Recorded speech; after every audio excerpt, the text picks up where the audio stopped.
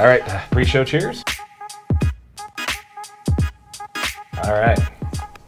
Monkey shoulder again. I hope you're okay with that. Oh, yeah. Yeah, good scotch. I like it. It is. I like it. It's blended scotch. Pretty good. Hello, Internet. Welcome to the show. What is going on with the Dallas Mavericks? Let's go ahead and talk about it here. That is AJ. My name is Darren, and this is the DNA Sports Recap. Cue music. Roll the intro.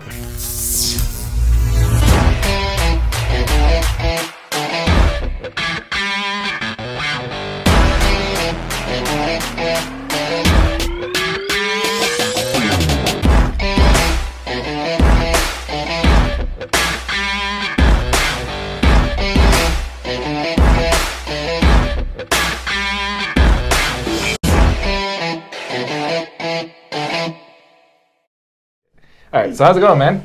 Doing good, man. I'm doing really good. Nice. Feels like How are you doing, Darren? I am doing fantastic. Good. It's been a great week.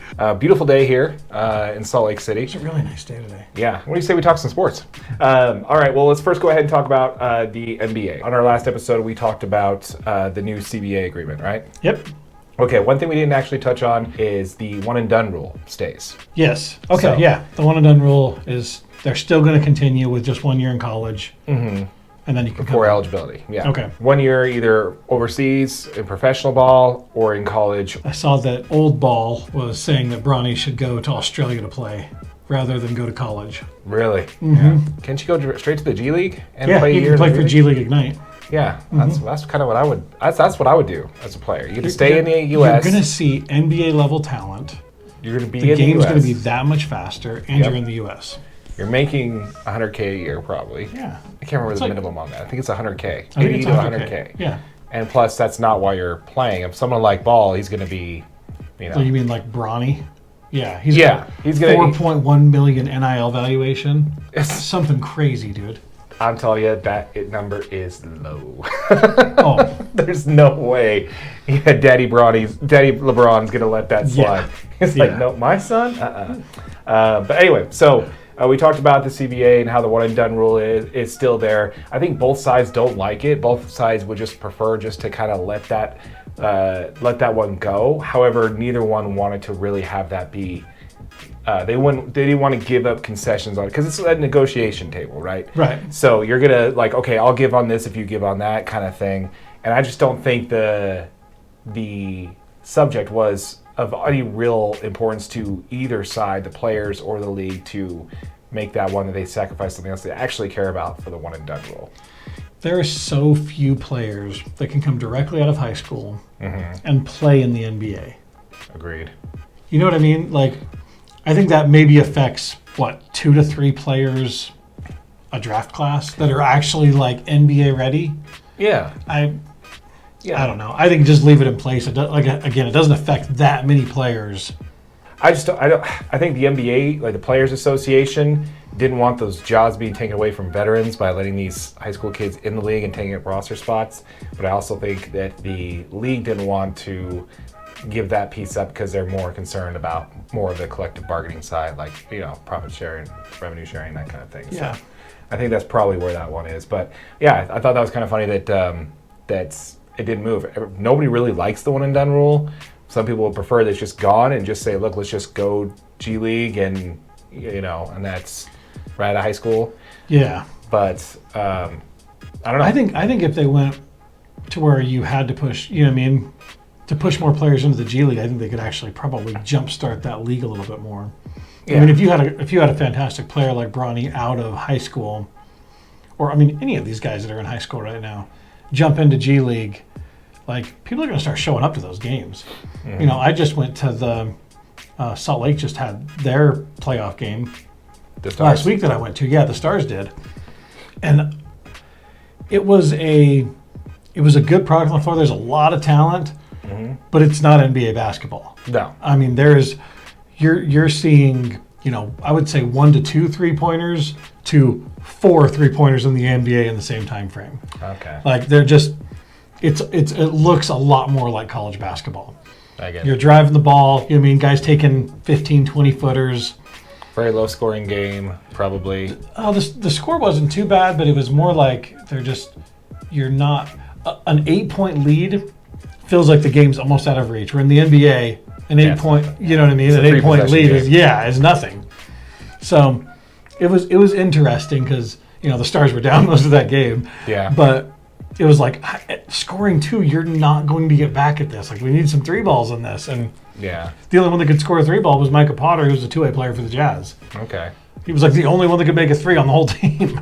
Yeah, so I think it would probably be better for the NBA to have a 2-year, like if you're in, 2 years. Yeah. I think that would be better overall because they're, some are saying the reason why we have to do load management is because there's so much on these players already as far as their wear and tear.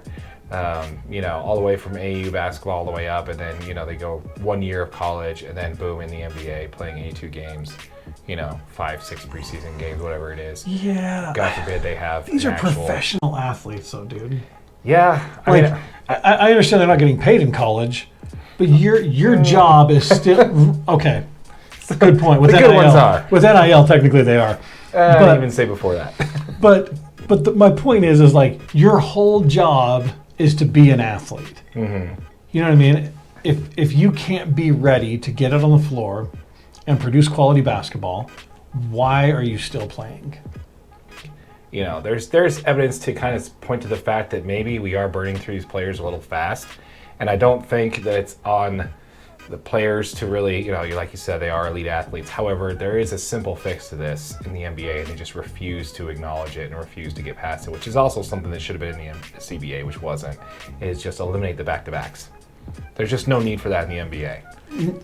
Absolutely not. The only reason you have back-to-backs is because that's how they continue to make money by just pushing these players in. Shorten the season 10 games, cut out the back-to-backs, and the situation's fixed. You have a day between every game. Or just cut out a week of the preseason. Yeah. And just, and put the season out an extra week. No one cares that you're playing into, no one's caring that the finals are into July. No one cares. No. No one cares if they start in early October versus late October. No one's going to care. Especially if you're putting a better product on the floor. Yeah, I think you cut down the amount of preseason games and you just, but I just think the easiest way to kind of avoid this is just cut down the back-to-backs. Just make them not a thing. Yeah. But yeah, so just kind of surprised that wasn't in the CBA. I thought they would kind of do a thing to clean that up, the one and done rule and the back-to-backs. I thought somebody would, say that. But I guess neither side really was that concerned about it. Right. As far as what else is in the NBA, so we've gone from the trade deadline. If you go all the way back to episode 1, the beginning of the season, beginning of our show, we discussed. Please watch that one. Exactly. Go back and check it out. If you're listening on the podcast, just scroll up. It's on the top. If you watch that one or you listen to that podcast, we talked about how the Kyrie Irving trade and how it's just not going to move the needle for Dallas, right? Yep. They went from before the trade to being in the sixth seed, looking to move up, so they make the trade, right? Yep. And now they're on the outside of the play-in tournament looking in. What happened? What went wrong? It is exactly like we called in episode 1, dude. Mm-hmm. You took the ball out of Luka Doncic's hands, and the team got worse. That's true. Kyrie Irving is not. He's a primary ball handler. Mm-hmm. He's got to have the ball in his hands to be effective. But Luka Doncic is the same way, and there's still only one ball. And here's the funny thing about that is that I don't think, and this isn't Kyrie Irving's fault. That's the worst part. No. He was traded to this team, and he was put in a situation, and both him and Luka were forced to kind of figure it out. You guys have 25 games left in the season, figure it out, right?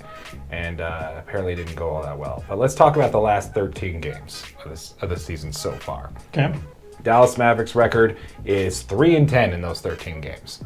Ouch. They're out shooting their opponents. In the last 13 games, where they've won 3, lost 10, they're out shooting their opponents field goal percentage, 3-point percentage, and free throw percentages, respectfully. So they're beating them on the offense on all 3. Starting with field goal percentage, 48.1 to 47.9, 3-point shooting, 37.1 to 35.5%. And on the free throw line, they're about 1% over on 79.5 and 78.2. Now, those are all pretty close together. Like, they're not like huge spanses, but generally speaking, if you're performing better, you are probably, going to win the game, right? So here's the problem. In those 13 games, out of the 10 losses that they were out-rebounded in 9 of them. Okay. On average, they were out. Have you ever had a dream that you being out rebounded by 7 rebounds per game? Basically, what's the problem here? What are we seeing as far as the issue? It's not necessarily Kyrie Irving. I'm actually backpedaling on my previous thought that we mentioned earlier. That's not even on Jason Kidd. I honestly don't think he's that good a manager, but I don't think this is actually his problem either. I think this is more on the front office and ownership on this one. Yeah. To basically roster construction is just terrible. Well, yeah, I mean, they moved Spencer Dinwiddie, Dorian Finney-Smith, which are two defensive-minded players. Spencer Dinwiddie's like a 3-and-D kind of guy. Mm-hmm. Dorian Finney-Smith's, a long defensive player that's going to scoop up rebounds. Mm-hmm. And, just like you're saying, it sounds like the loss of those players has affected them to the point where you're not going to be able to just outshoot every team every single night. Yeah. And the majority, and there was another stat that I saw that said over 60% of their possessions are in half-court iso ball. Yeah, that's the only thing they have. They have no transition offense, no transition defense, no rim protection, and Luka's not looking to run up and down the court and make a scene. And they want to slow dribble the ball up the court. Make a set, make a move, and play isolation basketball. Get a shot for Kyrie or Luka, and they probably just switch. Yeah, no, it makes sense. And the issue comes back to, again, front office and management and ownership. The problem is that this isn't an isolated thing for Dallas. This is something that's been continuously be a problem for them. Right.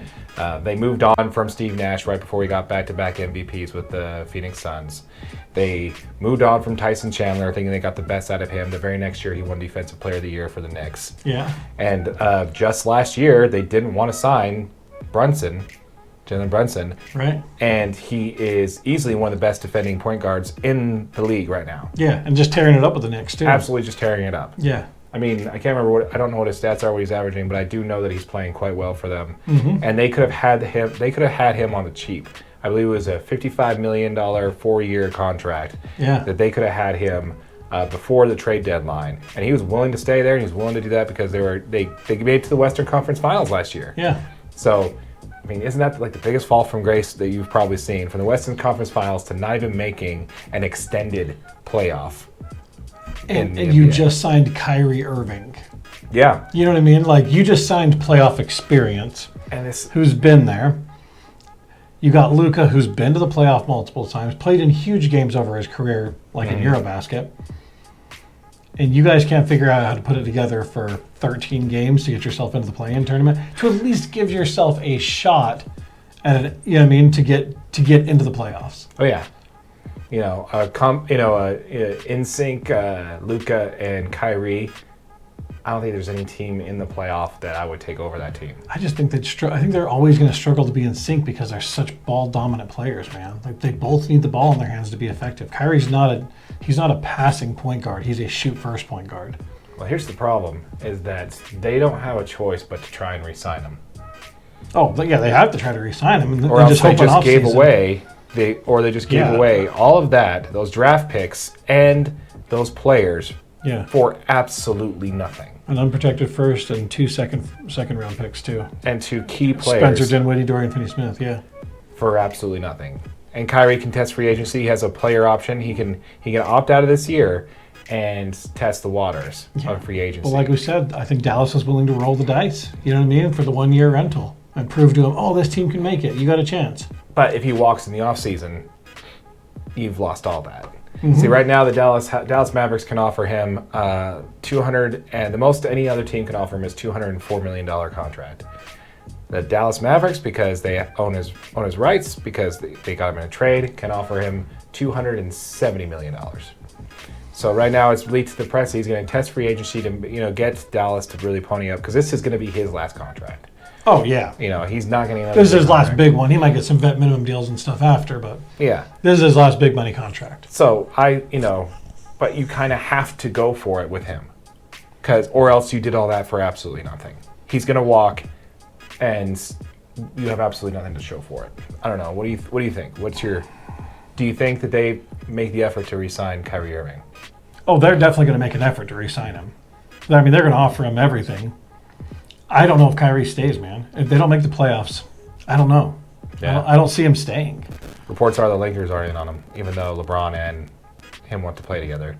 Again, the Lakers are not in on Kyrie.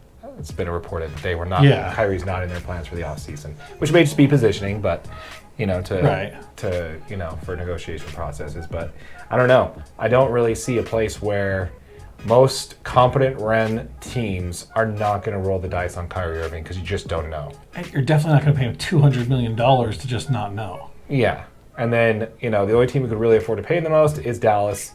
It's very similar to the Jaylen Brown situation. Jaylen Brownson, yeah. Oh, Jaylen Brown, you're saying? Jaylen Brown situation where the relationship's not exactly the best, but the Celtics are going to be the ones that are going to be able to offer him the most amount of money. Yeah. And if they do offer him that, he's going to take it. He's going to stay. Yeah. Very similar to this scenario here too. So, I mean, I don't know. I think it's all on Dallas. It's all on the front office. It's all on the ownership. Mark Cuban maybe, a good shark, whatever. But, I think he's done a terrible job of running this franchise just to get one trophy, passed up. I mean, one trophy. I mean, yeah. Generational talent. He could have had Steve Nash and Dirk Nowitzki for decades. Yeah. They could have been Stockton and Malone over there, And and he just came into an MVP season after that, after Steve Nash got both of his MVPs. Yeah. They did eventually win a ring, so good for them. But, you had the talent on that roster to do much more than that. So, I don't know. I think it's an interesting scenario. I think it's going to be a fun offseason to watch with that, to see kind of where that all shakes out. But, yeah, absolute implosion from the Dallas Mavericks. I don't blame Kyrie. I do kind of blame Luka for not being able to adjust his game. Yeah, I think the adjustment would have had to come from Luka. Yeah. Luka would have had to been willing to give the ball up, trust Kyrie in those situations where we need to get a shot. I need you to create a shot for me, or. Yeah, between the two of them, who's the better pick and pop shooter? I would say it'd be Luka. I would say it's Luka for sure. So he should have assumed that role a little bit more. And you don't want to ask your superstar to change his role on the team, but if you were gonna make this work, that was the opportunity to do it. Well, and not to mention, as far as a pick and pop shooter, why aren't they just running a pick and roll and make them bump and switch? You know what I mean? If you've got a guard, there's not a guard in the league that can guard Luka Doncic or Kyrie. Well, but you know what I mean? Especially when you've got a guard already guarding Kyrie. Mm-hmm. They come, Luka sets a screen. If they switch, Luka's wide open. Now, there's just not a chance. Unless you're trying to guard Kyrie with a 7-foot guy, which Kyrie's going past him. Yeah, nobody stays in front of Kyrie. That would be a really tough combination. Yeah, you get Kyrie the ball. No one stays in front of him. They run the pick and roll. You got Luka with a wide open mid-range jumper. Or he has a chance to penetrate and do something else fancy with Even a moderately contested three-pointer, you know what I mean? If he's setting a screen up at the top, yeah, he's shooting right over a half. He's shooting right over anybody that's 6'5" or smaller. Yeah, and the bigs probably can't close out fast enough. Yeah, I don't understand. No one's going to be able to help. Yeah, well, it's not really the offense that's the problem. That's kind of what we've actually, come with. But anyway, by the way, congratulations. This is episode 9. Episode 9. Episode 9 Dude, of our podcast. That's what I'm talking about. We're past the hump, folks. Thanks, everybody, for watching. We really appreciate it. Very much appreciate you. Cheers. Thank you very much for watching. Again, folks, this is a podcast. If you are watching this on YouTube in one of the short forms, it is available in its full entirety on YouTube Video Podcast, the new playlist option they have available. Yep. We're also available audio only wherever you find your podcasts. Yep, and if you're watching on YouTube, make sure you like, share, subscribe, keep commenting, keep interacting. We love it. Absolutely. Once again, folks, my name is Darren, that is AJ, and this has been the DNA Sports Recap. Till next time.